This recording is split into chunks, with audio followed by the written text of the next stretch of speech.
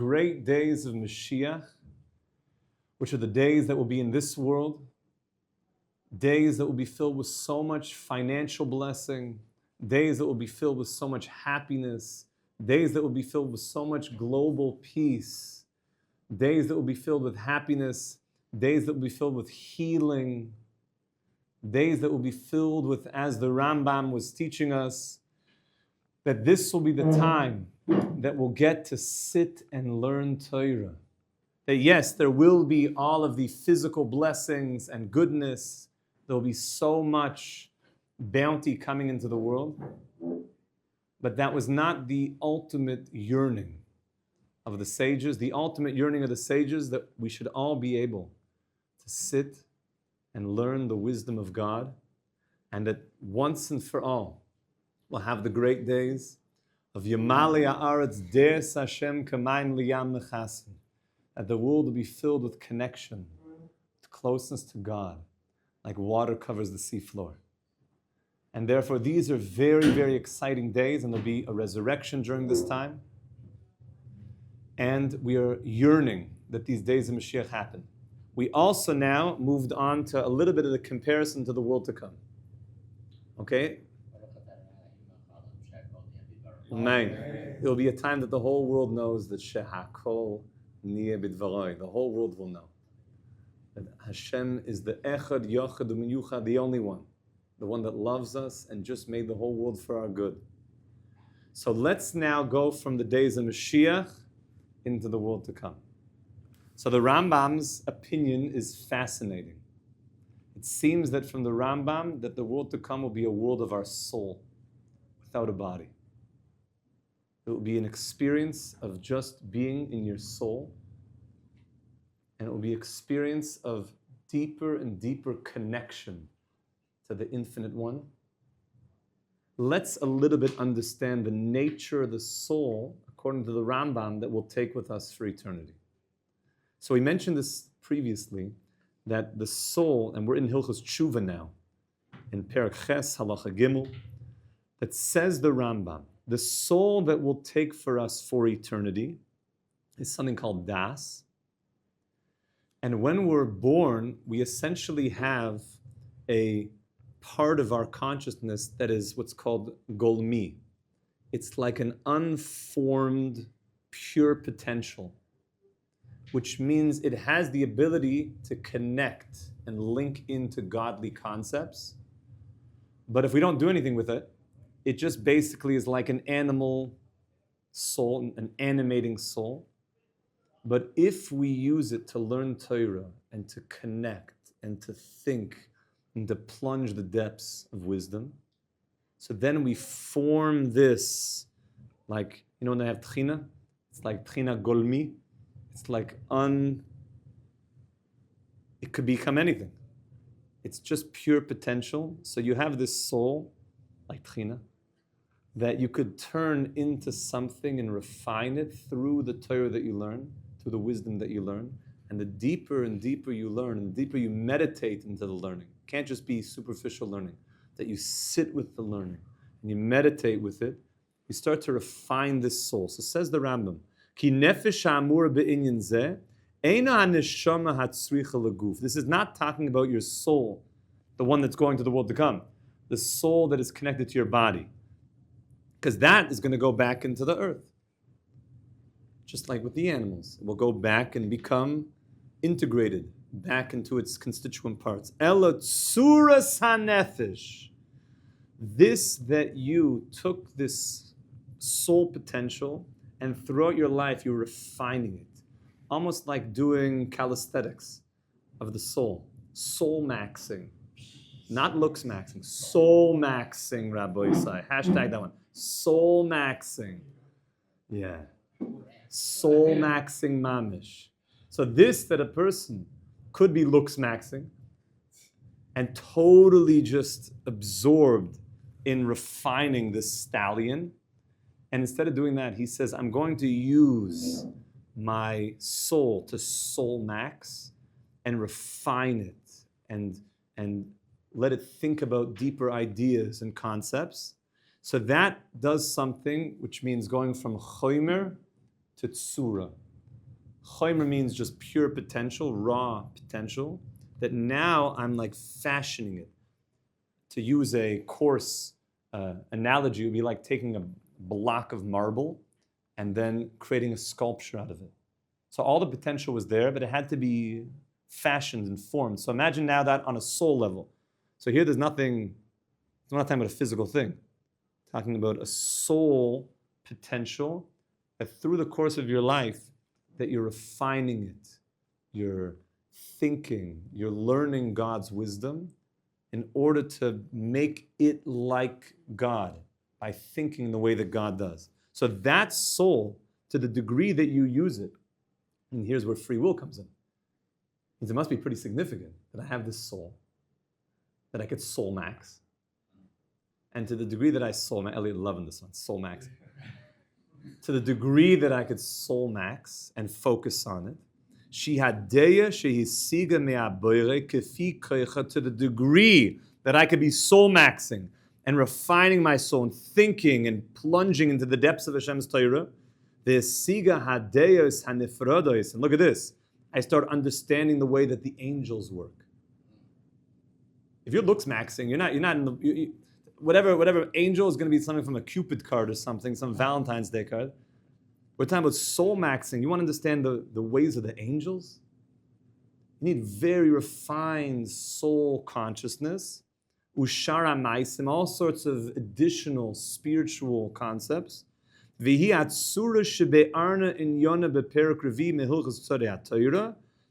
is called the nefesh, this nefesh that's going to come with a person into the world to come, which means it's something that you're turning angelic.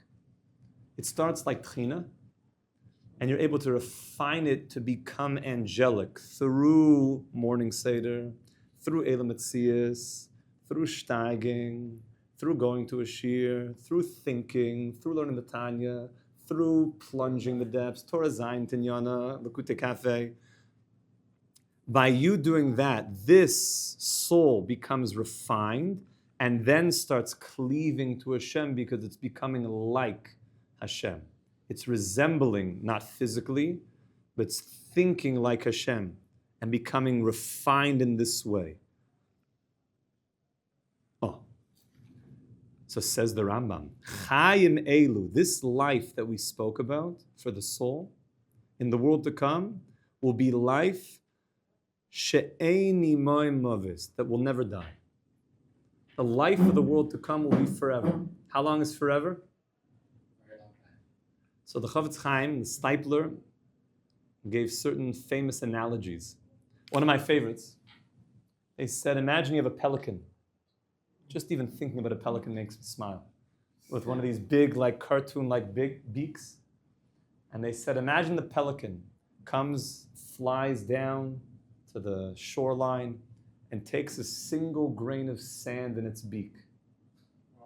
And the big, pelican thing went, boop, a single grain of sand in its beak. Then it flies away to a faraway planet, and it deposits a single grain of sand on that planet, and then 1 million years later, makes the return flight, and goes back to that same beach, and takes another grain of sand in its big old beak, and then flies all the way to that wonderful planet and deposits the grain of sand. And then 1 million years later, makes the return flight and gathers yet another single grain of sand. How long will it take for that pelican to take all the grains of sand from all the beaches and all the deserts of the world? It will not take forever. It will take a very, very long time, but will it eventually take all the grains of sand? Yes. Yes. There's only a finite number of grains of sand. When it will have finished taking all those single grains of sand, Eliezer, all the way to that faraway place, will eternity have begun? No. So how long is eternity? A very long time. Longer than that, you're saying? Eternity didn't even begin. Let's go. Get involved. So what will you bring with you to that eternal world? The tzura of the soul that you fashioned, that you created, like this angelic consciousness, that will go with you, and that part of you never dies. Because that's the part of consciousness. This is the world to come of the Rambam. She'ein hamavis elam me'urus haguf, because death only exists for things that are body connected. And that soul that's been refined through your learning of Baba Metzia and Baba Kama, Baba Basra, and all of Shas, and all of Kabbalah, and Ma'asim Rakova, and Ma'aseh Chashmal, and Zoyar, and Sifri, and Sifra, and Mishnah Brura, that has been refined through your entire life, and then you're going to take that forever. The soul that was the animating soul of the body, like the animals, will go back, and that will have an end. We should live until 120 years. 180 years, b'siyata d'shmaya. Like Yitzchak Avinu. Ve'ein sham guf, nikru tzror hachayim. And therefore, a person, that soul will go into the tzror hachayim, will be wrapped up in life itself, God. Shenemar v'haisa nefesh adoini tzrur b'tzror hachayim. V'zehu aschar she'ein schar lamala mimenu. And this is the merit, this is the great reward, that there's nothing greater than this. She'ein acharei toiva, that there's no good after this. This is it, and it's going on forever. V'hi his'avala kol hanavim. And this is really what the prophets, interesting, had a taiva for. That they yearned to have this closeness of just having their soul cleaving deeper and deeper and deeper for all eternity. Now the Rambam says, I want to give you a few terms that refer to what to the world to come is. And they're the following. Derech mashal, by way of analogy. What are some code words? We always want to find code words. What are some code words as you journey through the Torah and you journey through your pardes of Tanakh, that you should keep your eye open for, that these are codes that we're going to the world to come?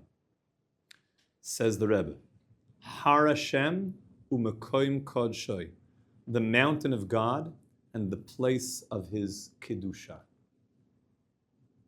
If you see terms of the mountain of God and the place of His holiness, you should know those seem to go together. The Rambam puts them based on King David's Tehillim 24. V'derech HaKodesh, and the way of holiness. This is the great Orthodox rabbi, Isaiah the prophet. Yeshayahu, the same Isaiah the prophet of Isaiah 53 is the same Isaiah 35. And therefore, anybody who loves Isaiah 53 has to learn Isaiah 35. The same Orthodox rabbi. The Chatzrois Hashem, and also the Chatzer, the courtyard of God. That's interesting. The world to come is like a mountain, and these are all analogies. It's not a mountain, it's what is a mountain representing. It's a derech, it's a makoim, it's a chatzer, v'noyam Hashem. It's a place of pleasantness. It's noyam Hashem. It's oyel Hashem. It's a tent. It's protection. It's being enclosed. It's being inside something. Heichal Hashem, like a great chamber, like a palace. Beis Hashem, it's like a bias. It's like coming home. It's like coming home, Rabbi Isai. There's no place like home. The world to come is like coming home. Shar Hashem, it's also a gate. It's a place that you arrive, but then there's gates that you go deeper and deeper in the palace. You go into the palace, and then there's chambers upon chambers. As Harry Potter once said, it's a chamber of secrets. So,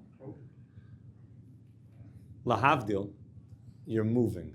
You're moving somewhere. You're going into deeper soidus. You're going into deeper soidus. So all that's all from the prophets. All this, Chachamim, Chazal, they called it, by way of analogy also, this goodness, l'toivezu hamezumenes l'tzadikim, the way that they summed up the entire experience, they called it a suda, which is interesting, like a festive meal. They called it a suda, a festive meal. And these terms in all places, v'kern la b'kol makoim, oilam abba, this is called the world to come. This is called the world to come. The world to come is a very real place that we are going to. It is a place that after 7,000 years of existence, as we know, we will be entering this place. And these are very, very exciting times. Now, the Rambam wants to also point out that there are those people that have made a very big mistake. And he says the mistake that they make is they think that, yes, granted there is a world to come, but you know what the world to come is?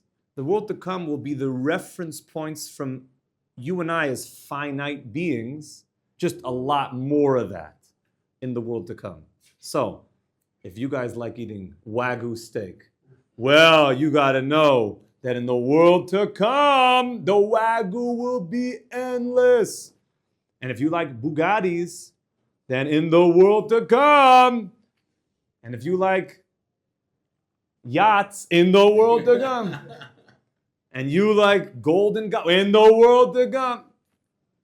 So the Rambam says, fools, that is coming from understanding the world to come from your finite reference points as a person here with a body. So yes, the Rambam agrees. From your perspective here of having a finite body, those would be things that would attract you. You would want, in the same way that you enjoy beautiful music, and you enjoy nice food, and you enjoy other pleasurable things in this world, I could see why you would say that there will be an unleashed experience of that. And by the way, will we have those things in the days of Mashiach? Yes, because the days of Mashiach is completely different than the world to come. The days of Mashiach represent the perfection of this world, which is with our bodies. It will be absolute blessing filling the world, financial bounty. There'll be beauty filling the world once again. There'll be peace in the world. There'll be all the things that is part of the Messianic unfolding. All the weapons will be turned to plowshares. And to that we ask anybody who claims that the Messiah is here, so why don't we have the peace? Why is the world not in a peaceful place yet if the Messiah has arrived? And therefore understanding that in this world there'll be absolute peace in the days of Mashiach. The Rambam says that the world to come is a place of spiritual understanding, of such a sublime place of connection that there's no reference point in a place of sublime connection that you're going to be driving a Maybach. As nice as a Maybach is, you still won't have an interface with that. Have you ever had an experience where you were learning maybe a couple hours straight and you started to a little bit feel like the physical world just kind of fading a little bit? Sometimes it happens to a person on the night of Shavuos, and you're like, you feel, and the Chazon Ish spoke about this, you feel your body like, somebody has to remind you, like, you want to get like some fruit downstairs? Like, no, I forgot about food for a little while. Just like a couple of Shabbat and feel like you feel on another world. You feel so spiritually uplifted because you're touching something of the soul. And this is really the meaning when Moshe Rabbeinu went up the mountain. How could it be he did not eat and drink for 40 days?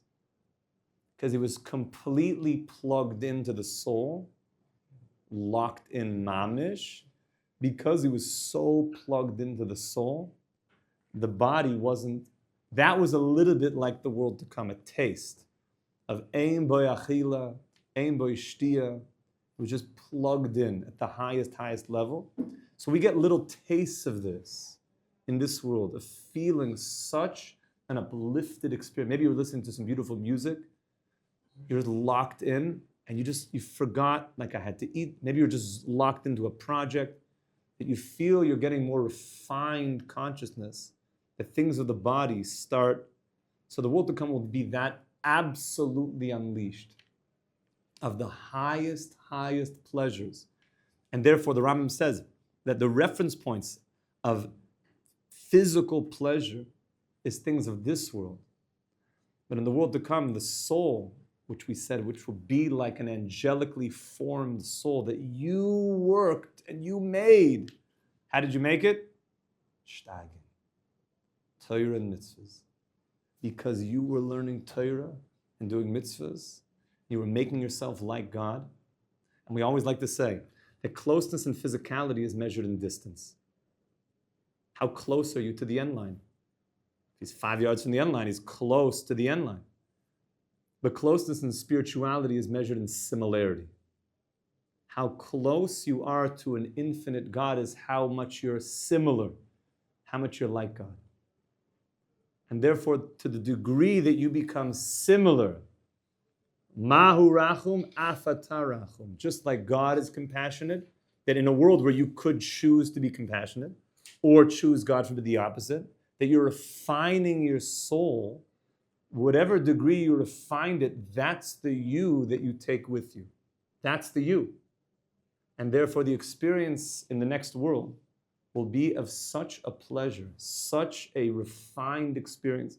So much so that the sages tell us that the goodness of the world to come was not even spoken about by the prophets. All of the prophecies of the prophets were referring to the days of Mashiach. But the prophecies, the goodness of the world to come, it says, Ma rav tuvacha asher tzofanta l'reyecha. How good is it, the goodness that you've put away for the tzaddikim in the time to come. Ayin lo yirasa elokim zulasecha. No eye has seen this good except you, God. The goodness of Mashiach, the prophets have seen, and they spoke about it. But the goodness of the world to come, the ultimate goodness. This is going to be such a universe that we're going to go to. How do we get ready for it, Rabbi Isai? Use your free will. Use your free will now. Because when Mashiach comes, it says, Yom she'ein bem chayfetz. Days that we no longer have the pull anymore of, because the Yetzer Hara is going to be gone. It seems that it's going to be a progressive removal of the Yetzer Hara. But that being said, now when the Yetzer Hara is challenging, and it's difficult in the world, and Hashem doesn't have the best PR, I would have thought, Times Square, the place should be filled, jumbotrons, floor to set, daf yomi.